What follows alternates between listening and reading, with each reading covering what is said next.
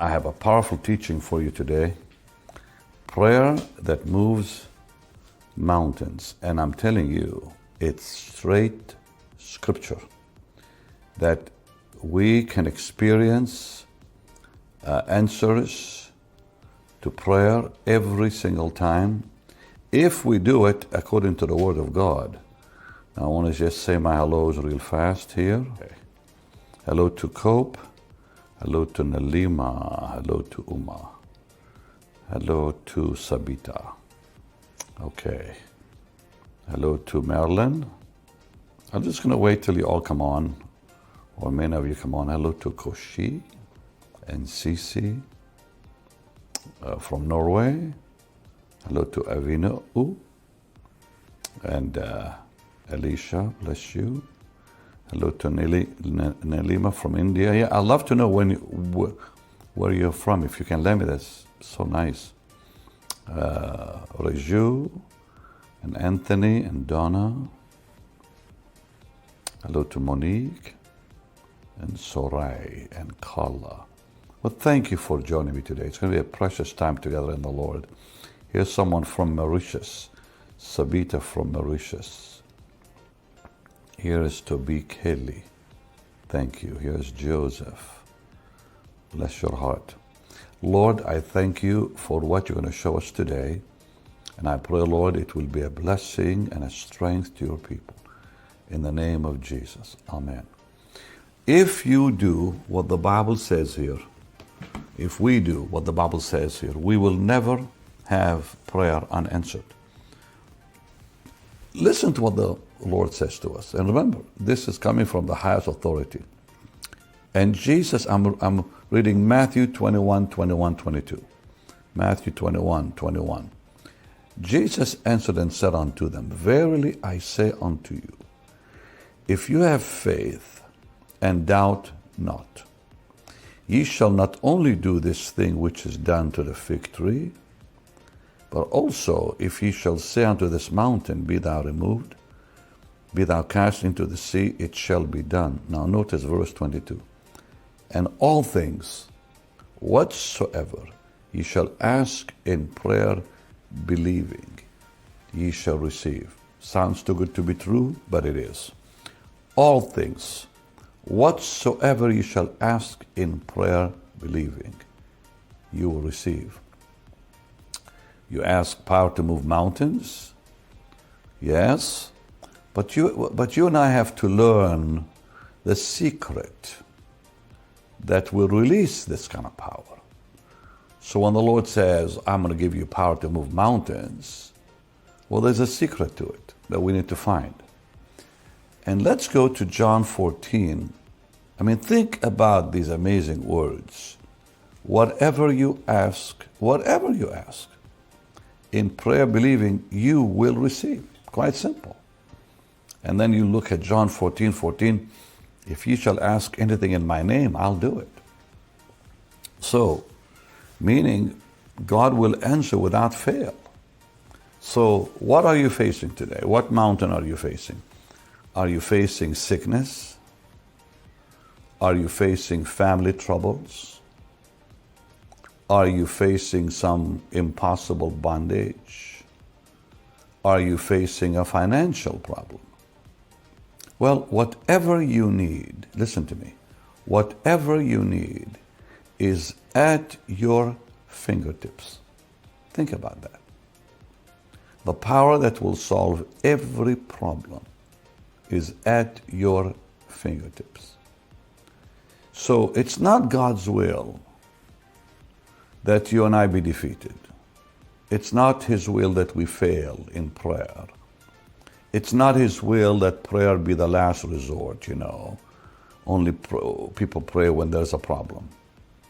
Prayer must become, and this is, I think, something that is so important to, God's power falling. Prayer must become an essential part of our daily life, so that our whole life really is a succession of miracles. So think about, if prayer becomes daily in your life, your life will become miraculous, continual miracles. Now, the Lord Jesus told us that to pray victoriously, to have power in prayer, first of all, we have to obey Matthew 6.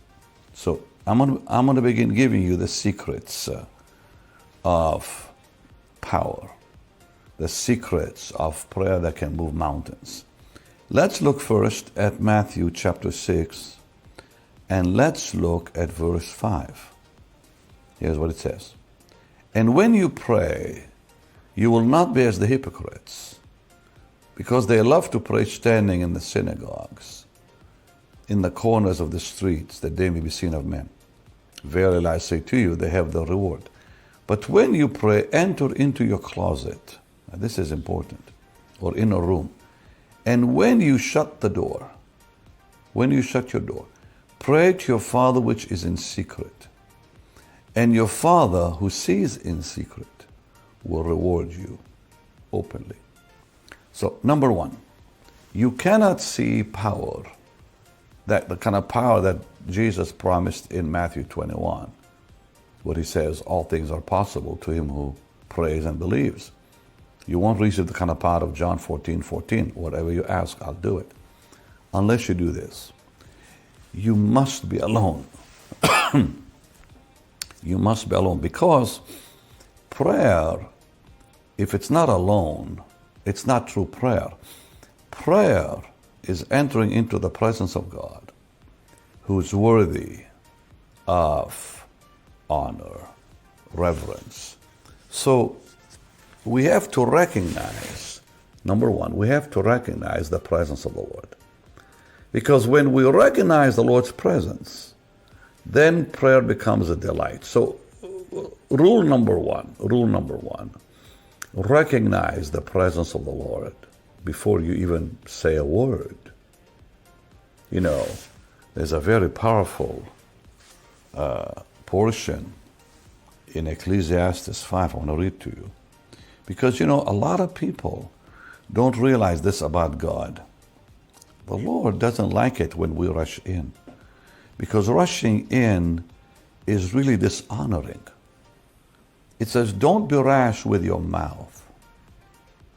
Don't let your heart be hasty to utter anything before God, because God is in heaven and you're on the earth. In other words, He's God, you're not. So let your words be few, meaning come into God's presence and just wait. Wait till His presence becomes real. That's the key. And so it says in the Bible, they that wait upon the Lord will renew their strength. So you've got to wait in the presence of God. And when His presence becomes real to you and you recognize it, then you pray. Because the recognition of God's presence is the first great secret to prayer.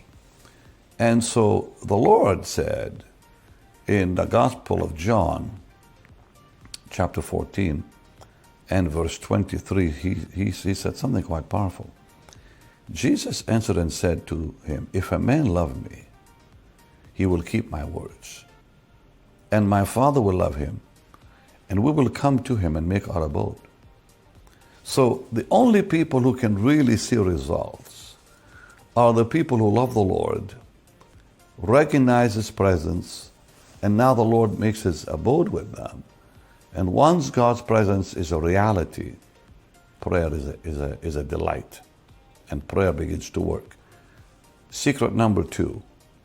The other secret is worship. You cannot really see results in prayer unless you worship first. John 4:21. This is so important, you know, because when you worship, you win His heart. And when you win His heart, your requests will be granted so easily. So John 4 and verse 21, Jesus saith unto her, woman, believe me that the hour comes when you will neither in this mountain nor yet at Jerusalem worship the Father. You worship, you know not what. We know what we worship, because salvation is of the Jews. The hour has come, And now is when the true worshipers will worship the Father in spirit and truth, because the Father seeks such as worship him. God is spirit. This is key. God is spirit, and they that worship him must worship him in spirit. Well, you can't worship him in spirit and truth without a relationship with him. Impossible, as they say in Spanish. So this is so key. Worship is the result of knowing him. You can't love someone you don't know. You can't worship someone you don't know. And I love what it says in the Psalms, Psalm 100. And there's so much in the Bible about this. But I want to read this one, verse 4 and 5.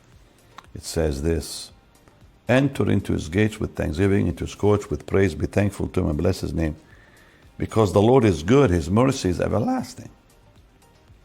So his mercy is released when we worship, immediately. That's why David wrote, his mercy is everlasting, and his truth endures forever.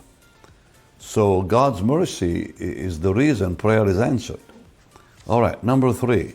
Number three is we have to know God's will concerning a matter before we pray it. Because if we pray something that isn't God's will, no go. So this is the confidence, 1 John 5:14. This is the confidence we have in him. If we ask anything according to his will, he'll hear us. And once we know he's heard us, then we will receive the petition. The answer will come. So God has promised that prayer will move mountains, but we must make sure that we pray for the right mountains to be moved, So, okay, prayer will move mountains, but what mountains did God promise to move? Some of them he hasn't promised to move. So we have to pray according to his will. And don't forget, God has a perfect will, Romans 12:2. He also has a permissive will, Psalm 106:15. So God's permissive will brings harm. And sometimes people want something so bad that is not promised by the Lord, that God says, okay to them, I'll do it, but what happens later is leanness in their life, leanness in their soul, and punishment. Now, relationship, to know God's perfect will, relationship is the key. If anyone living in disobedience, he is really out of touch with God. And you cannot know God's will then. Even though you must seek it hard, like Saul, he sought God's will so hard, but because there was no relationship, God dismissed him. That's in 1 Samuel 28. Remember, he sought God's will and finally had to go to a witch because God just wouldn't talk to him. Why? Well, there was no relationship with God. So what did David say? If I regard iniquity in my heart, the Lord just won't hear me. Psalm 66:18. If I entertain sin, if I love sin, it's not going to go nowhere. So God's will is dependent on obedience. Knowing God's will is dependent on relationship and on, walking with God without sin ruling your life. Because if there is sin in your heart, or if you love sin, you'll never discover God's will anyways. Number 4, another secret to prayer that has power is daily prayer. Luke 11:3, give us this day our daily bread, day by day our daily bread. So successful prayer means daily contact. So now listen, this is really important. When a man's spiritual life begins to fall apart, it's because there's no daily contact with God. And God can only work with those who have daily contact with him. So when you pray daily, you actually build in heaven a substance of prayer, like an account stored up for you in glory, that God will release the power at the proper time. Remember, it says in Revelation 8:3, the prayer of the saints arose before God like incense. That was, stored up prayer. So when we pray daily, we store up answers that come at the right time. Believe me, this is really very important. So Daniel, in Daniel 6:10, it talks about how Daniel prayed daily, 3 times a day, in fact, he prayed. Why? Because he did not wait till a problem arose. He kept daily contact with God, whether there was a problem or not. And so he had, stored up incense, stored up power. So when there was a problem, God took care of it without him crying out for it. Look at Psalm 55:17. This is key. Daily prayer. Evening and morning and at noon will I pray and cry aloud, and he will hear my voice. Wow. So 3 times a day. Now, so when we pray, we really do need to take this seriously. Make it a habit to pray 3 times a day. You don't have to spend hours in prayer. Spend an hour in the morning, 15, 20 minutes in the afternoon, and a little bit longer at night. You'll see such results in your life. It'll amaze you. So here's another one. So not only daily, but here's number 5. Number 5 is the blood. The blood of Jesus. We can't enter into prayer, true prayer, without entering through the blood. Hebrews 10:19 through 20 and Hebrews 4:16. It says we enter through a new and living way, through the blood of the Lamb. So in approaching the Lord, you have to confess your sin daily. You have to ask him to cleanse you with the blood daily. Like Smith Wigglesworth used to say, I take a daily blood bath every day. So every day, ask God to cleanse you with the blood. If we confess our sin, he's faithful and just to forgive us and cleanse us from all unrighteousness. So the blood is very, very important. Because unconfessed sin is the real reason why prayers are not answered. And we see that in so many portions, but especially Isaiah 59, 1 and 2, where God says to Israel, he says, my hand is not short, I can still answer prayer, but your sins have separated you from the Lord. So Isaiah 59, I'm going to do it again. Isaiah 59, and you may want to write these down and look at them. It says, behold, the Lord's hand is not short and it cannot save. Neither his ear heavy, it cannot hear. But your iniquities have separated between you and your God, and your sins have hid his face from you, that he will not hear you. So we have to confess our sins. Psalm 32, verse 1 through verse 6. The second we confess our sins, God will come and forgive us, and then we're going to see power in our life. Amazing. Number 6, and then I'm going to give you number 7 and pray. Another glorious secret is faith. Mark 11, 22 to 24. You have to believe, but I've got to go back. You can't believe without relationship. So it all kind of, connects.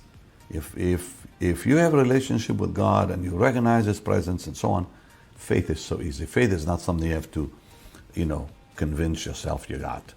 It's a gift of the Spirit. And I know, so sorry to say, but people have messed this subject up real bad. Because faith comes when the Lord comes.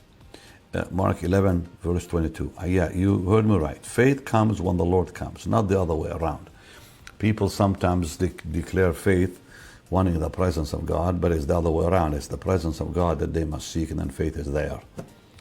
It's such a powerful secret I learned years ago from Catherine Kuhlman when she talked about Jesus in the boat, and he said, where is your faith? Did it drown in the ocean? No, I'm here. Did you leave it on the shore? No, I'm here. Where Jesus is, there is faith. Hallelujah. So Jesus answered, have faith in God. And that word is, have the faith of God. So when faith is there, remember in 2 Corinthians 10:13, it says the spirit of faith. So faith is the Holy Spirit. And number 7, our authority. We have to come in the name of Jesus. Because this is the last glorious secret. You can't come in your own name or your own power or your own authority. Jesus said, in my name. Remember John 14 and 13. Again, you know those scriptures, many of you, but it's so important to remember them. And whatsoever ye shall ask in my name, that will I do, that the Father may be glorified in the Son. So we come because Jesus, the Son, gave us permission and the authority to use his name. The Lord gave us the power of attorney. If you think about it, it's so powerful. So when we use it, it would be as though he was asking. So he passed his authority to us. Let's use it. All right, I'm going to pray. And by the way, I told you I have a surprise for you today. We were not able to do it, and the surprise was I was going to come to you from my children's school. I was there, and they couldn't do it technically. So we'll do it again another time with that. Father, come on, let's believe God. Father, give them that truth I just ministered on, that they will truly see all things are possible. All things are possible if we pray and believe, and we'll receive for sure if we just follow the instructions in your word that I just gave. Bless them, meet their needs, answer prayer. In the sweetest name, Jesus. Amen and amen. And now I want to pray with you for your financial needs too. But I want to remind you what the Bible says. Honor the Lord with your money, with your substance. You know, anyone who loves Jesus is going to give to the Lord's work. It's impossible to love the Lord and not be a giver. It's just not Christianity. So for God so loved, he gave. So love really is something you do, not something you say. And the Bible says in Proverbs 8:21, that I may cause those who love me, to inherit substance. So when you love the Lord, and then you give in love, like a love gift to the Lord, he will give you treasures. He will give you substance. No, God is not poor. God is a very rich God. But he's waiting for us to obey him. Obedience takes time, you know. When I was young, I just didn't want to give. I was brought up believing poverty is God's will for the believer. I was brought up by Catholic sisters, God bless them in Jaffa, who believed and convinced us kids that only the poor will make heaven. So when I got saved, and I began to read the Bible, it really messed me up when I looked how rich Abraham was and how rich, Isaac and Jacob were. And Solomon really messed me up big, because when I saw how rich he was, I thought, I don't know about those nuns, They told me that only the poor will make heaven. Well, Abraham wasn't poor, and Isaac wasn't poor, and Jacob wasn't poor, and Solomon wasn't poor, and David wasn't poor. A lot of rich people like Philemon are mentioned in the Bible, and Gaius and others. He said, I wish above all things you prosper, John writing to a saint. So, not everybody is going to have the same amount of money, but we all will be blessed. We all will have no needs in our life financially. Even Jesus said, he said, oh, you of little faith. We have to trust God for our daily provision. So we have to obey. That's the secret, really, to be honest with you. It's not about the amount, it's about the love that comes with it. So some people don't have a lot of money to give.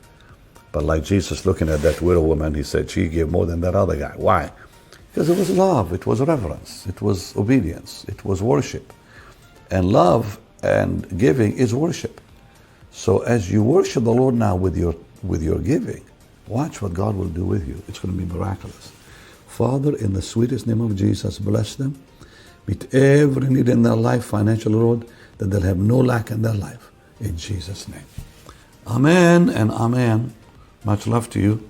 So I'll see you tomorrow, you sweet people, for a glorious time. And tomorrow, again, I'm going to just let the Lord talk to me, okay? So, shalom.